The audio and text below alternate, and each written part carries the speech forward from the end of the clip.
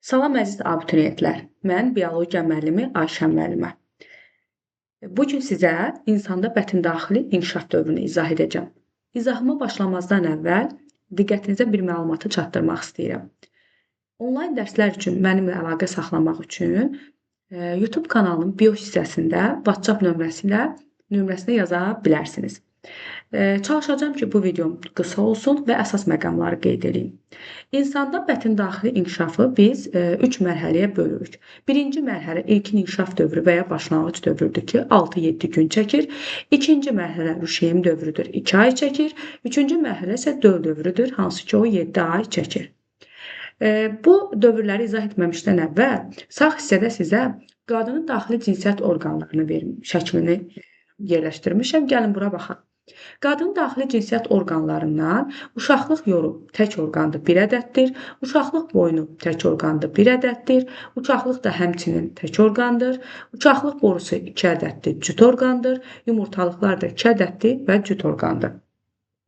Uşaqlar, bildiyimiz kimi yumurtalıqlarda hər ay follikullar yetişir və follikulların içərisində də yumurta hüceyrə yetişir. Deməli, yumurtalıqlarda yumurta hüceyrənin yetişmə prosesi baş verir. Lakin tam yetişmə prosesi baş tutacaq uşaqlıq borusunda. Follikulun sayı ilə yumurta hüceyrənin sayı həmişə bir-birinə bərabərdir. Yumurta hüceyrə yetişəndə follikul çatlayır və yumurta hüceyrə azad olur. Bu prosesin adı yumurtlama və ya ovulyasiyadır. Bildiyimiz kimi yumurta hüceyrə qadın cinsi hüceyrəsidir və ya qametdir. Deməli, bildiyimiz kimi insanda cinsiyyət hüceyrələri, qametlər meyoz bölünmə ilə yaranır. Deməli, yumurtalıqlarda meyoz bölünməyə biz rast gələcəyik. Ovulyasiya baş verəndən sonra partlamış follikulun yerində sarı cisim adlanan müvəqqəti daxili sekresiya vəzisi yaranır. Əgər hamiləlik baş tutmursa, 28 günlük aybaşı sikli şəraitində həmin sarı cisim 2 həftə, 14 gün qana hormon ifraz edərək hamiləliyin qarşısını alır. Lakin 14 gündən sonra sarı cismin qana hormon ifrazı dayanır. Amma hamiləlik baş tutanda bu proses biraz fərqli olur. İndi onu mən sizə izah edəcəm.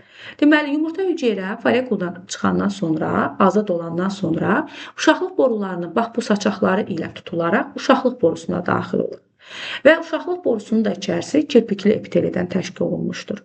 Onun sayəsində yumurta hüceyrə burada hərəkət edə bilir, kirpikli epitelinin sayəsində. Deməli, spermatozoidlər qadın daxili cinsiyyət orqanlarından birinci uşaqlıq yoluna daxil olur.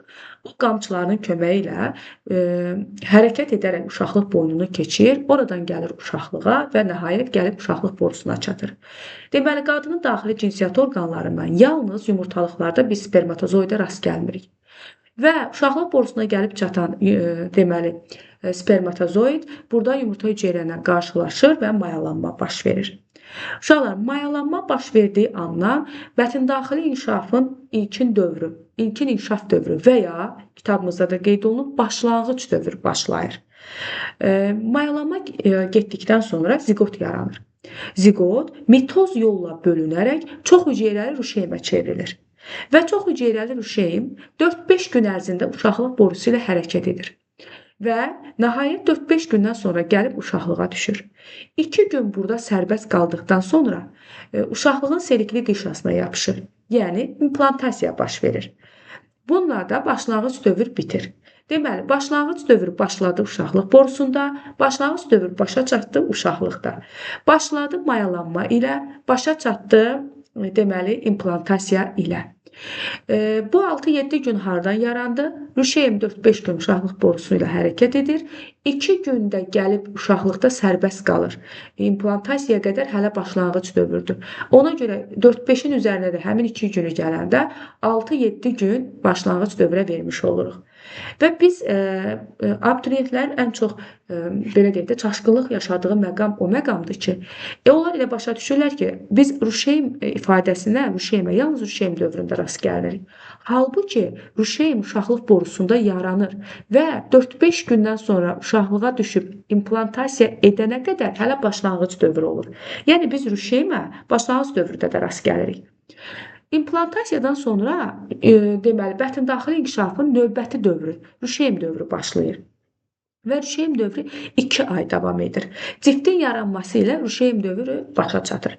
Deməli, rüşeym dövrü uşaqlıqda başlayır və uşaqlıqda da başa çatır.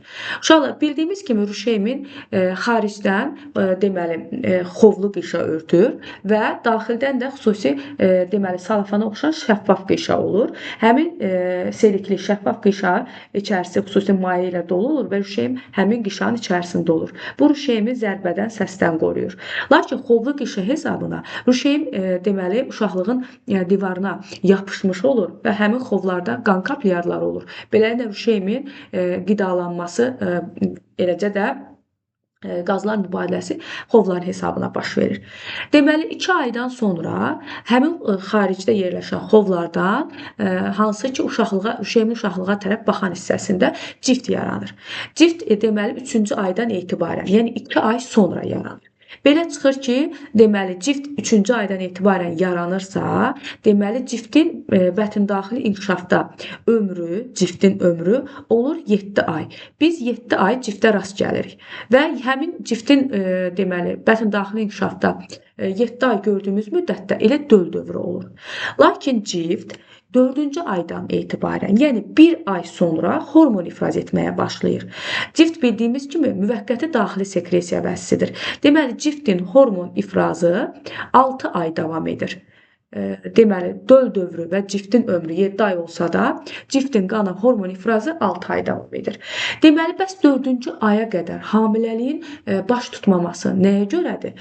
Bu, sarı cismə görədir uşaqlar. Deməli, bayaq qeyd eləmişdik ki, yumurtalıqlarda partlamış folekulda yerində sarı cisim yaranır. Əgər hamiləlik baş tutubsa, onun ömrü kəfdə olmur. Deməli, 3 ay qana hormon müvəqqəti olaraq sarı cisimdə müvəqqəti daxili sekresiya vəsidir. 3 ay cift hormon ifraz etməyə başlayana qədər qana hormon ifraz edərək hamiləliyin qarşısını alır. Deməli, döl dövrü də ciftin yaranması ilə uşaqlıqda başlayır və doğuşla uşaqlıqda bitir. İndi növbəti slaydda biz deməli yumurtalıqlarda baş verən prosesə baxacağıq. Folekulun yetişməsi, hansı ki bayaq bunu qeyd elədik. Meyoz bölünmə, yəni yumurta hüceyrə bu formada yaranır. Sonra yumurta hüceyrə əmələ gəlir, ovulyasiya baş verir. Sonra sarı cisim partlamış folekulun yerində yaranır. Eləcə də yumurtalıqlarda biz spermatozoidlərə rast gəlmirik. Keçən növbəti slayda, burada isə uşaqlıq borularında baş verən proseslər göstərilir. Deməli, yumurta hüceyrə yetişir yumurtalıqda, lakin onun tam yetişməsi baş verir uşaqlıq borusunda. Sonra yumurta hüceyrənin spermatozoidlə qarşılaşması mayalanma boruda baş verir. Mayalanma gedən kimi zigot burada yaranır. Zigot mitoz yolla bölünür. Zigotun bölünməsi, baxın, mitoz bölünmədə burada qeyd eləmişəm. Və çevrilir çox hüceyrəli rüşeymə. Deməli, çox hüceyrəli rüşeym də boruda yaranır. İlkin inkişaf dövrü burada başlayır.